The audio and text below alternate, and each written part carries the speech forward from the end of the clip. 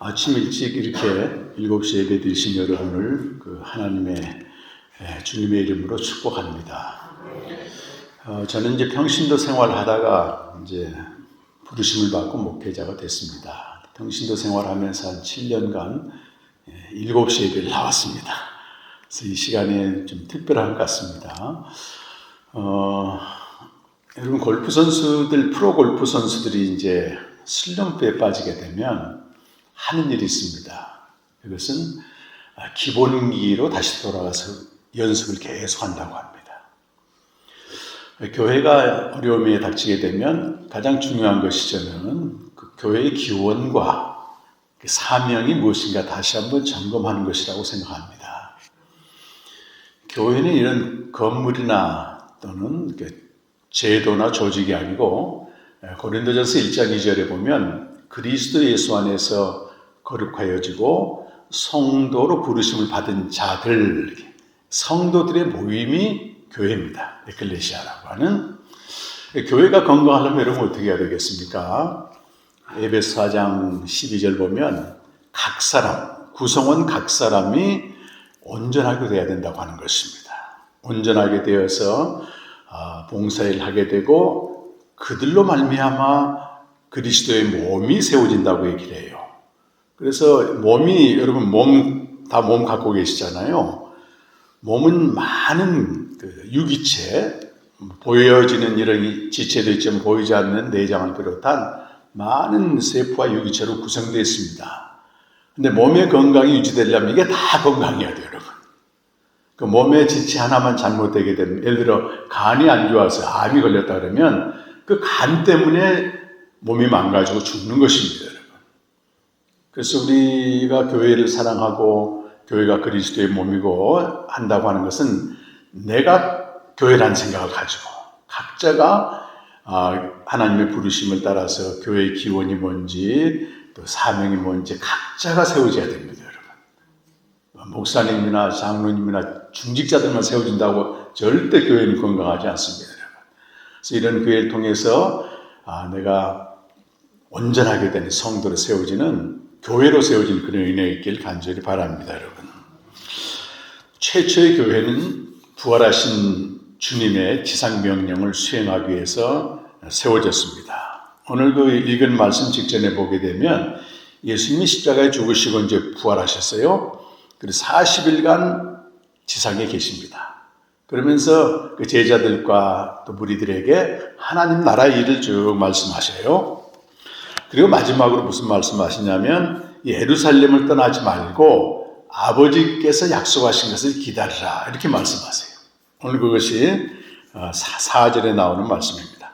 예루살렘을 떠나지 말고 내게서 들은 바 아버지께서 약속하신 것을 기다리라, 그렇게 말씀합니다. 그러면서 이어서 요한은 물로 세례를 베풀었으나 너희는 성령으로 세례 받으리라. 아버지께서 약속하신 것은 성령으로 세례 받으라고 하는 말씀이구나. 금방 알 수 있죠. 그런데 제자들은 이 이스라엘 나라를 회복할 때가 언제인지 그걸 묻는 거예요. 예수님의 관심과 전혀 또 다른 질문을 한단 말입니다. 여기서 이스라엘 나라가 회복되는 것은 종말이 와서 의인이 보상을 받고 악인이 심판받는 이제 그걸 말한단 말이에요. 그러자 예수님은 다시 한번 말씀합니다. 그때와 시기는 하나님 계속했으니, 오늘 8절 말씀 여러분 유명한 말씀입니다. 그때와 시기는 너희가 할 바가 아니고 오직 너희가 할 일이 있는데 너희가 권능을 받는다. 성령이 임하게 되면 권능을 받게 되고 예루살렘과 유대와 사마리아와 땅끝까지 내 증인이 되리라, 이렇게 말씀합니다. 그리고 이제 여러분 예수님이 승천하시고 10일이 지나서 그 아버지께서 약속하신 것 성령이 임했습니다, 여러분. 뭐 해야 돼? 이들이 예루살렘과 유대와 사마리아 땅끝까지죠 예수의 증인이 되는 것입니다. 그런데 여러분이 사도행전은요, 저자가 누가라고 해요. 누가입니다, 누가. 제자는 아니지만 바울의 사도 여행에 계속 동참했던, 전도행에 동참했던 아주 중요한 사람입니다. 누가가 사도행전도 지었지만 그 전에 누가복음서를 또 기록했어요. 그래서 두 권의 책을 기록했습니다. 사도행전 1장 1절에 보게 되면 똑같습니다. 데오빌로에 내가 먼저 쓴 글이 뭐겠습니까, 여러분? 누가복음을 말해요. 거기에는 예수께서 행하시며 가르치시고 제자들에게 그 다음에 성령을 명하시고 승천하신 고난까지 쭉 기록했다는 거예요.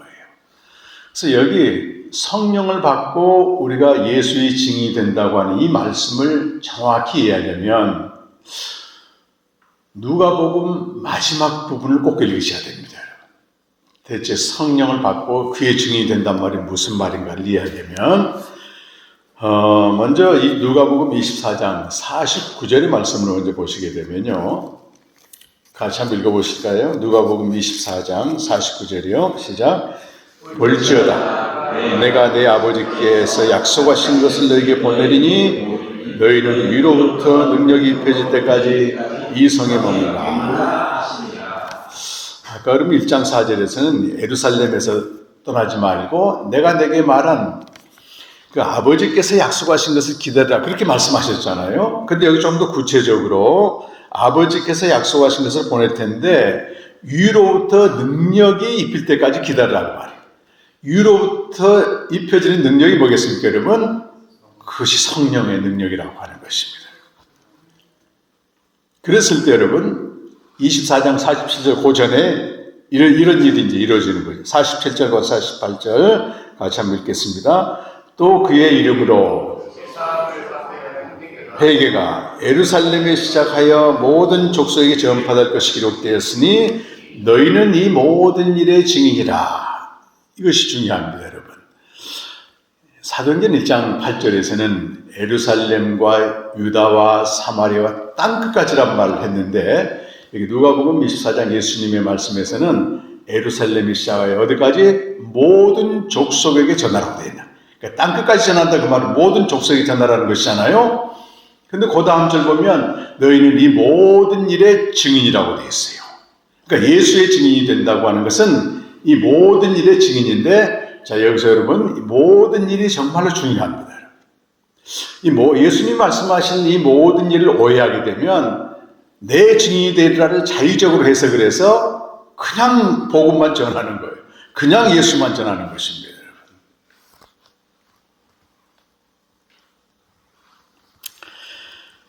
자, 고전에 있는 누가복음 24장 44절에서 46절을 보게 되면 예수님이 전하라고 하는 그 일이 뭔 일인지 나옵니다.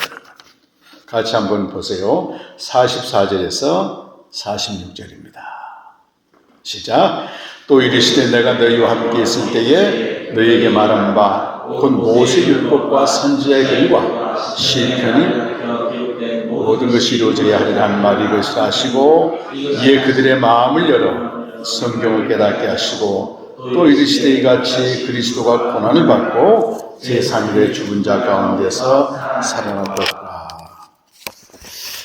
여러분 우리가 여기서 중요한 말씀 예수님이 뭐라고 말씀하시냐면 모세 율법과 선지자의 글과 시편에 당신 나를 가리켜 기록된 것이 이루어질 것이라고 말씀하셨다는 겁니다.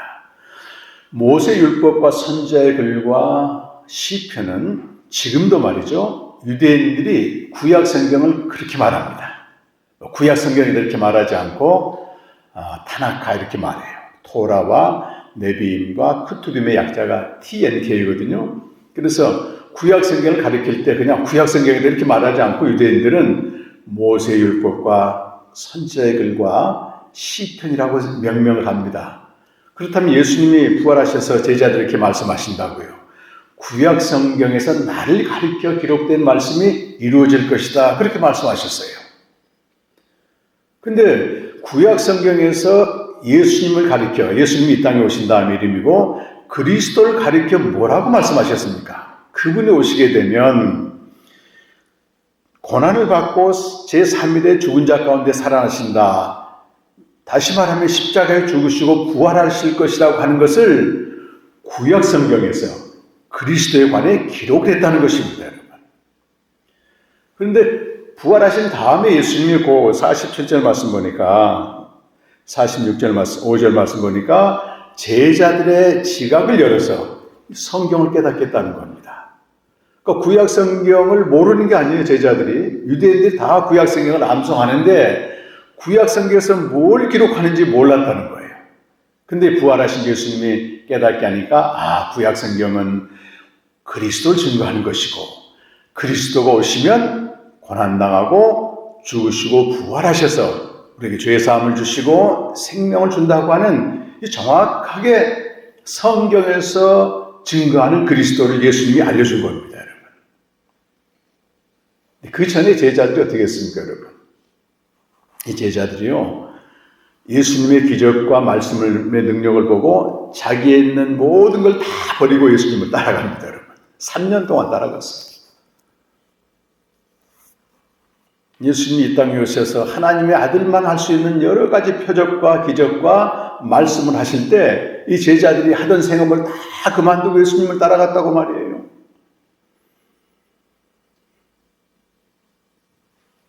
그 3년쯤 지났을 때 예수님이 이제 예루살렘에서 이 고난당하고 죽임당하고 부활하는 성경이 증거하는 그리스도를 성취하기 위해서 올라가려고 하는 잠이었습니다. 그때 제자들에게 묻습니다, 여러분. 그것이 8장 20, 마가복음 8장 27절에서 33절까지 나오는 내용인데요. 먼저 이 말씀을 한번 읽고 말씀을 나누겠습니다. 자, 시작. 예수와 제자들이 빌립보 가이사라 여러 마을로 나가실세 길에서 제자들에게 물어 이르시되 사람들이 나를 누구라고 하느냐? 제자들이 여짜오 이르되 세례 요한이라고 하고 더러는 엘리야 더러는 선지자 중에 하나이다. 또 물으시되 너희는 나를 누구라 하느냐? 베드로가 대답하여 이르되 주는 그리스도시니이다 하매 이에 자기의 일을 아무에게도 말하지 말라 경고하시고 인자가 많은 고난을 받고 장로들과 대제사장들과 서기관들에게 버림받아 죽임을 당하고 사흘 만에 살아날 것을 비로소 그들에게 가르치시되 드러내놓고 이 말씀을 하시니 베드로가 예수를 붙들고 항변하매 예수께서 돌이켜 제자들을 보시고 베드로를 꾸짖어 이르시되 사탄아 내 뒤로 물러가라 내가 하나님의 일을 생각하지 아니하고 도리어 사람의 일을 생각하는도다 하시고 여기까지 읽었습니다. 예수님이 이렇게 제자들께 물었어요. 아니 사람들이 나에 대해서 뭐라고 말하더냐 그러니까 세례 요한이라고도 얘기하고 엘리야라고도 얘기하고 제자 선지자 중 하나입니다. 그렇게 이제 다른 사람들이 하던 얘기예요. 그 말하자면 교회 안 다니는 사람들에게 또 예수에 대해서 압니다, 여러분. 그들이 나에 대해서 뭐라고 하느냐 그렇게 이제 물어봤단 말이에요. 여러 가지 대답했어요. 그 다음에 중요합니다. 예수님이 그럼 3년 동안 나와 먹고 자고 내가 하는 모든 기적을 보고 나한테 말씀을 배운 너희는 그리고 그들이 누구예요? 모든 것을 버려두고 열심히 예수님을 따라온 너희는 나를 누구라고 얘기하느냐? 그렇게 물었습니다, 여러분. 근데 제자들을 대표한 베드로가 뭐라고 대답해요? 당신은 그리스도입니다. 당신은 그리스도. 가장 정확한 고백입니다, 여러분. 마태복음 16장 병행 9절에서는 야, 네가 이걸 알게 된 거는 너에게서 나온 게 아니고 하늘 아버지께서 주신 계시다. 그렇게 말했어요. 당신은 누구라고요? 그리스도라고 하는 겁니다. 여러분 아까 누가복음 24장 44절 이하에 구약 성경에서 말하는 그리스도가 누굽니까? 성경을 깨닫게 하니까 그리스도는 고난당하시고 죽은 자 가운데서 3일 만에 살아나는 그분이 그리스도라 이렇게 얘기를 했어요. 제자들이 베드로가 이렇게 당신은 그리스도이십니다 하니까 예수님 뭘 말씀하시냐면 비로소 가르치십니다. 인자가 고난을 당하고 죽은 자 가운데서 3일 만에 살아날 것이다. 이 그리스도가 누구예요, 여러분? 구약 성경이 증거하는 그리스도입니다, 여러분. 그런데 베드로가 엉뚱한 행동을 해요. 우리 한글 성경은 상당히 부드럽게 번역되어 있는데요. 베드로가 갑자기 정신이 나갑니다. 그래서 예수님을 벽에 몰아붙이고 꾸짖습니다.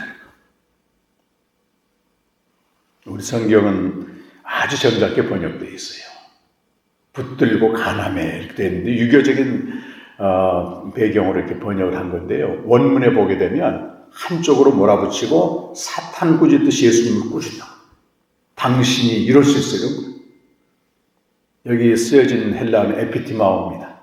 에피티마오라고 하는 헬라어는 예수님이 사탄을 꾸짖어 명령할 때 쓰시는 아주 극단적인 표현입니다.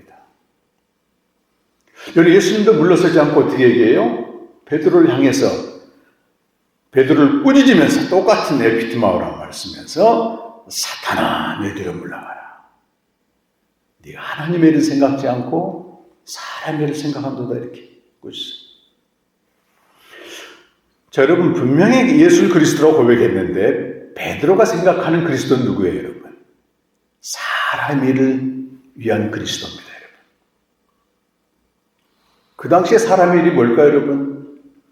정치적으로 로마의 압제를 받고 있었으니 저 전능자 다윗 왕과 같은 아주 훌륭한 능력 있는 왕이 오게 되면 우리를 거기서 해방시켜 줄 거고 가난하게 살고 있는 우리를 경제적으로 잘 살게 만들어줄 거고 사회 정의를 실현해주는 그래서 이 땅에서 우리를 위해서 우리의 소원과 우리 필요를 채워주는 그런 그리스도를 생각한 겁니다. 오늘날 많은 성도들이 예수를 그리스도로 고백하지만 자기 문제, 자기 소원, 자기 상황 해결을 위해서 얼마나 열심히 믿는지 모릅니다. 베드로처럼 말이에요. 베드로도 그랬습니다, 여러분. 12제자도 마찬가지입니다. 입으로는 예수를 그리스도라고 고백하는데 실제로는 자기 인생과 자기 목적과 자기 성취를 위해서 열심히 예수님을 따릅니다. 예수님은 베드로에게 말했듯이 오늘날 우리에게 똑같이 말해요. 사탄아 내 뒤로 물러가라. 네가 하나님의 일은 생각지 않고 사람의 일을 생각하며 나를 따르는도다. 자기 문제가 절박하면, 자기 소원이 절박하면 신앙생활도 절박할 수 있습니다, 여러분. 그래서 19세기 말 20세기 기독교를 반대했던, 기독교를 비판했던 선각자들은요, 이런 것은 하나님을 믿는 게 아니고 자기가 원하는 신을 만들어서 열심히 믿고 있다고 하는, 이름만 달라 예수든 하나님이든 말이에요. 프로이드 같은 사람은 인간의 심리를 연구했어요. 근데 육신의 아버지, 나의 결핍을 채우지 못한 이 아버지를 대신해서 전능자 하나님을 세워놓고 그를 열심히 다닌다고 하는 겁니다. 그래서 기독교 신앙이라고 하는 것은 자기 소원 성취를 위해서 신을 투사하는 거라고 하면서 맹비난을 해요.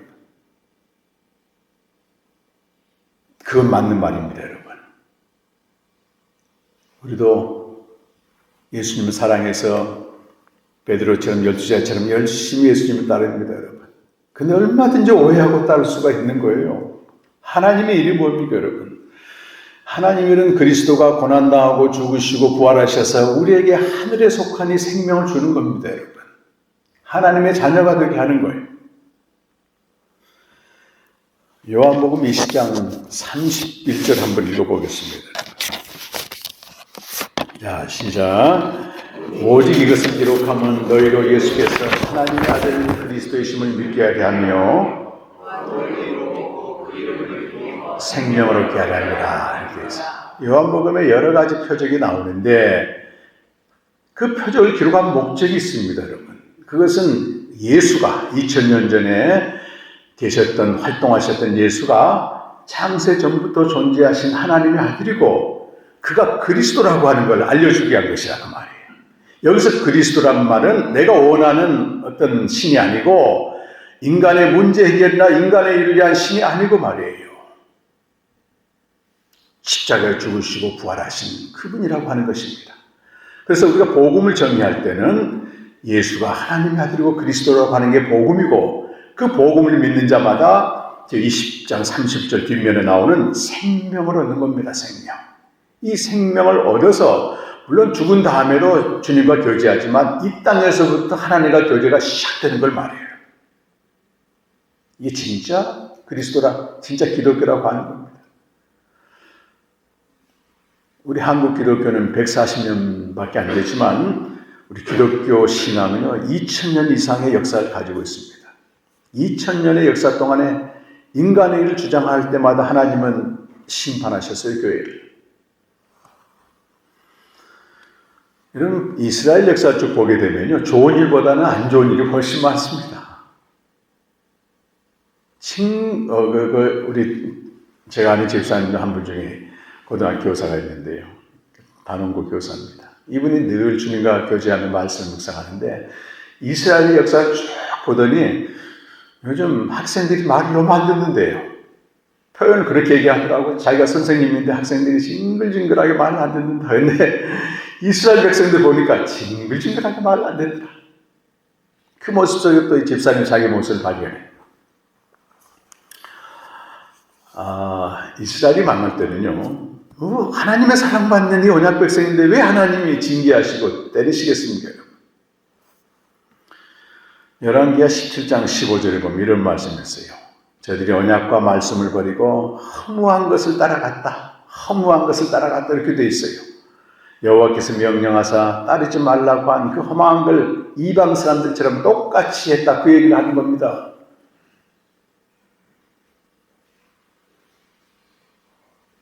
인간의 일을 위해서 세상 사람처럼 그렇게 우리가 믿게 되면 하나님 반드시 개인이든 공동체든 징계하신다는 거예요. 징계는 여러분 진멸이 목적이 아니고 다시 세우는 게 목적입니다. 그 징계를 통해서 하나님은 다시 각 사람을 참 그리스도인으로 세운다 그 말이에요.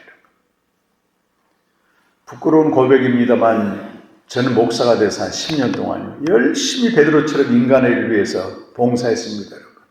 인간의 문제를 고쳐주기 위해서 내적 치유도 해봤고 사람들이 기도 제목을 가지고 이 문제 해결해달라 저 문제 해결해달라 너무 열심히 했습니다. 2008년 하나님이 저를 심판하셨어요. 완전히 교회를 문 닫게 만들고 목사 자리에서 축출하시고 광야로 내쫓겼습니다. 그때 말씀을 하나하나 읽어보니까 아까 누가복음 4장 45절에 있는 말씀처럼 부활하신 주님이 진리의 영으로 알려주시는 거예요. 지각을 열어 성경을 깨닫게 하시면서 그리스도는 너의 문제, 인간의 문제, 세상 문제를 해결하는 게 아니고 그가 죽으시고 부활하심으로 생명을 주는 분이다. 이걸 그때 깨닫게 하셨어요. 목사인데도 그렇습니다. 성도들도 마찬가지입니다, 여러분. 잘못 믿을 수 있어요.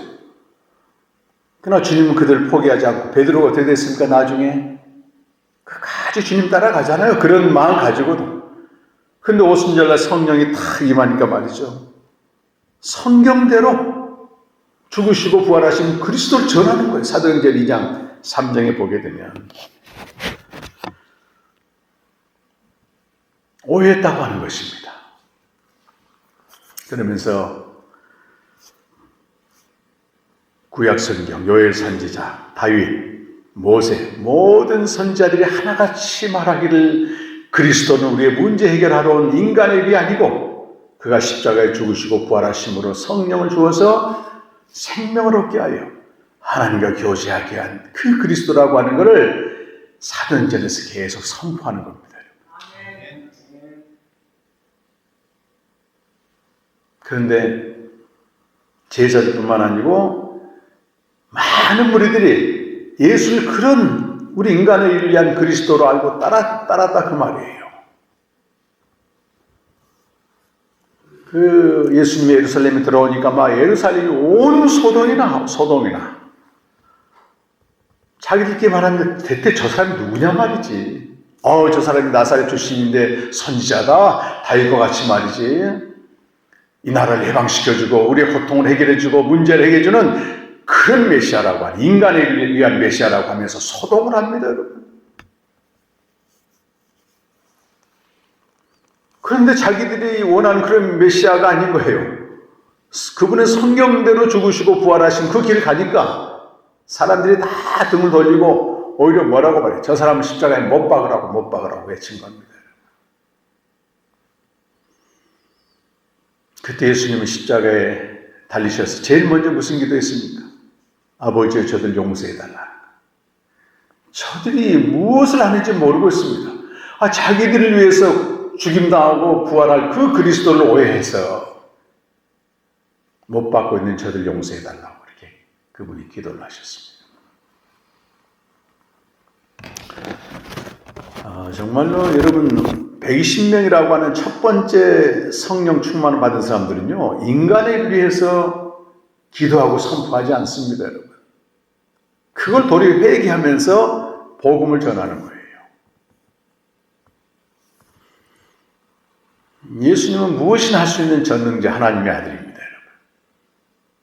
그런데 그가 우리가 당하는 고통을 말이죠, 문제를 얼마든지 해결할 수 있습니다, 여러분.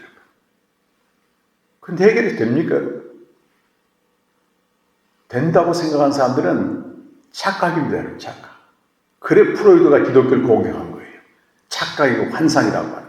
왜? 그 문제는 또 생기는 것이고, 그리고 하나님 이스라엘 백성에게 말했던 것처럼 험한 걸 따르는 거예요, 인간의 일은. 예수님 사도 베드로가 이렇게 마지막에 사도행전 2장 36절 한번 가시겠습니다. 2장 36절 말씀이에요. 사도행전. 자, 시작. 그런즉 이스라엘 온 집은 확실히 알지니 너희가 십자가에 못 박은 이 예수를 하나님이 주와 그리스도가 되게 하셨느니라. 베드로의 설교의 마지막 부분이 이겁니다, 여러분. 지금 다 듣고 있다고요, 이스라엘 백성들이. 너희가 십자가에 못 박은 예수. 왜 못 박았습니까? 자기들이 원하고 자기들이 기대하는 그리스도가 아니기 때문에 못 박았잖아요. 근데 그 예수를 하나님이 주와 그리스도가 되게 하셨느니라. 그들이 깜짝 놀래. 그래서 그들의 반응이 놀랍습니다. 그 다음 절 2장 37절에 이렇게 나와요. 시작. 그들이 이 말을 듣고 마음에 찔려 베드로와 다른 사도들에게 이르되 형제들아 우리가 어찌 않고, 아니 자기들은 인간의 일을 위한 그리스도인 줄 알았더니 오해해서 죽은 그분이 바로 그리스도라고 알고 마음이 찔려 통회하는 겁니다. 그때 베드로가 회개하라고 말씀하세요. 시작. 2장 38절 말씀. 베드로가 이르되 너희가 회개하여 각각 예수 그리스도의 이름으로 세례를 받고 죄사함을 하더라. 그리하면 성령을 선물로 받으라. 성령을 선물로 받고 생명을 얻는 거예요, 여러분. 오순절 사건은요, 지금 오순절 개통교회가 말하는 방언의 은사를 받고 능력을 받고 이게 아닙니다, 여러분. 가장 중요한 거는 그리스도를 잘못 알고 열심히 믿었던 그것이 예수를 십자가에 못 박은 죄인 걸 깨닫고 마음에 찔려 회개해서 생명을 얻고 성령을 얻고 그걸 진짜 신앙으로 들어가는, 이걸 알려주기 위한 거예요. 보세요. 제자들과 모든 유대인들이 왜 그리스도를 오해했습니까? 역사적으로 보면 예수님 오시기 100년 전에 바리새인과 서기관들이 열심히 가르쳤어요. 그리스도가 오게 되면 우리 고통이 해결되고 문제가 해결되고 잘 살게 되고 모든 문제, 이렇게 가르친 거예요. 그들이 스스로 배운 게 아닙니다. 신앙생활은 내가 독자적으로 하는 게 아니고 그냥 교회 갔더니 교회에서 가르쳐준 대로 믿는 거예요. 교회 갔더니 열심히 기도하니까 문제 해결되더라. 여러분 다니엘 기도에도 그런 게 있습니다. 분별하셔야 됩니다. 예수님 말씀하세요. 썩을 양식을 위해서 일하지 말라. 인간의 일을 위해서 나를 찾지 말라. 너희가 나를 찾는 까닭은 떡을 먹고 배부른 까닭인데 나는 생명의 떡이 되어서 죽을 것이다. 이 생명을 얻는 자는 영원히 살리라. 그렇게 진짜를 말씀하신다고, 진짜를. 기도원 같은 데 가보시죠, 여러분. 전부 땅의 일, 인간의 일을 위해서 우리가 절박하니까 물론 이해가 되지만요. TV에 나오는 기독교 고발 프로그램 보면 지난 9월 달에도 그 모태 신앙으로 권사까지 된 사람이 기도원 한 번 잘못 가가지고 그 기도원 강사가 자기 남편 병 고쳐준다 하니까 재산 다 갖다 본인이 아파트에 따라 투신 자살했잖아요. 이런 것들이 그것이 알고 싶다 프로에 쫙 나온다고 해요. 모태신앙 권사, 뭘 위해서 예수님을 믿었냐 그 말이에요. 가정이 완전히 깨졌습니다. 그런 사람들이 지금도 판을 치고 있어요.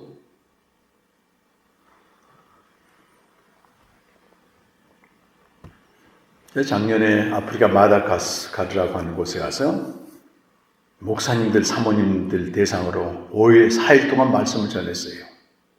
굉장히 가난한 곳입니다, 거기는. 한 끼 정도 먹고, 그 마다가스카르 지방은 그렇게 살아요. 근데 이분들이요, 예수님을 얼마나 열심히 전하는지 몰라. 교회를 5개나 세운 목사님도 계세요. 근데 그분이 직접 오셨더라고. 새벽부터 저녁까지 전도합니다. 근데 예수를 뭐라고 전하냐면, 예수 믿으면 그가 우리를 지켜준다. 우리를 보호해준다. 완전히 수호신으로 전하는 거예요. 그래도 교회가 세워집니다. 하나님의 섭리죠. 제가 그분들에게 이 말씀을 전하면서 우리가 가장 먼저 회개해야 될 것은 그리스도를 오해한 죄다. 나를 위한 그리스도, 내 문제, 내 소원, 내 인생을 위한 그 그리스도로 났던 그 죄는 예수를 십자가에 못 박은 죄이기 때문에 여러분 그 죄를 회개하는 데서부터 진짜 신앙생활을 시작합니다. 이분들이 처음에는 무슨 말인지 못 알아듣다가 제가 반복해서 성경을 가지고 말씀하니까 예수님은 성경대로 죽으시고 장사되시고 성경대로 사흘 만에 부활하셨다고 하는 오리지널 복음을 제가 계속 전했더니 이분들이 너무 집중을 하고요. 또 한 번 해달라고 또 한 번 해달라고. 처음엔 정신없이 못 들었다가 내년 또 8월에 또 하기로 했습니다. 우리 한국 사회, 한국 교회도 그 일제강점기와 억압의 시대에 뭘 전했습니까, 여러분? 선교사님들은 뜨거운 가슴을 가지고 와가지고 이 복음을 전했지만, 교회를 세웠지만은 그 내용 굉장히 부실했어요. 그래도 하나님이 축복하셔서 교회를 이만큼 성장하게 하시고 했다면, 이제는 우리가 좀 더 정신 차리고 믿자 그 말이에요.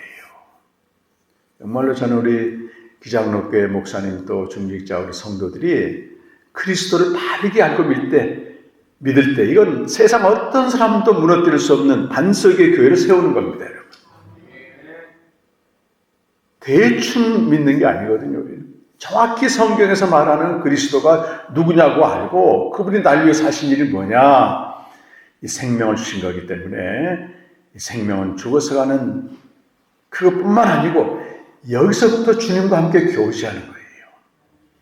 그래서 2000년 동안 기독교의 진리를 파쇄해온 신학자들이 동일하게 하는 말이 기독교 신앙의 본질은 하나님과의 인격적인 만남과 교제에 있습니다.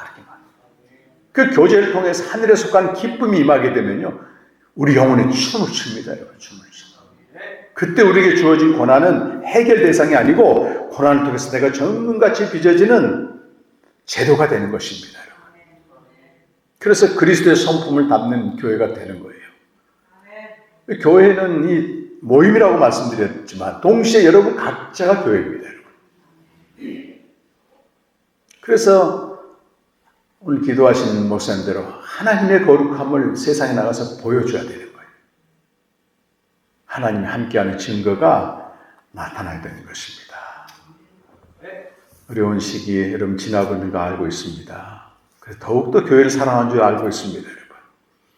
교회는 그리스도의 몸이기 때문에 그 몸을 구성하는 지체 중에 하나인 내가 온전하게 서는 것이 몸을 세우는 것이다 생각하시고 복음을 통해 목사님 잘 전하실 겁니다. 생명으로 나가는 길, 그리스도가 누구인지 바르게 알고 오직 그것만 전하는 예수의 참 증인이 되는 성도들 되시길 간절히 축원합니다.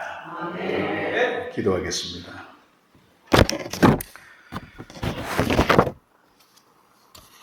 다 같이 기도하는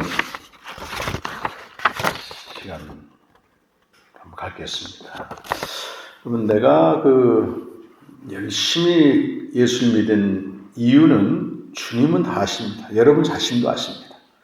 성경대로 죽으시고 부활하셔서 생명을 주신 그리스도만이 참 그리스도입니다, 여러분. 잘못 알고 믿었어도 예수님이 제자를 내치지 않았습니다. 성령을 보내주셔서 바르게 믿게 하셨거든요. 그래서 이 시간 한번 기도하실 때 하나님, 내가 그렇게 믿었다면 오늘 베드로의 설교처럼 회개하셔야 됩니다. 이게 회개라고 하는 건 도덕적인 행위도 물론 중요하지만 근본적인 회개는 그리스도를 오해하고 믿은 제자들처럼 인간을 위한 그리스도를 믿은 걸 회개하고 십자가를 죽으시고 부활하신 그 참 그리스도를 믿는 것, 이 복음을 믿는 것으로 회개하는 것입니다. 함께 한번 기도하겠습니다.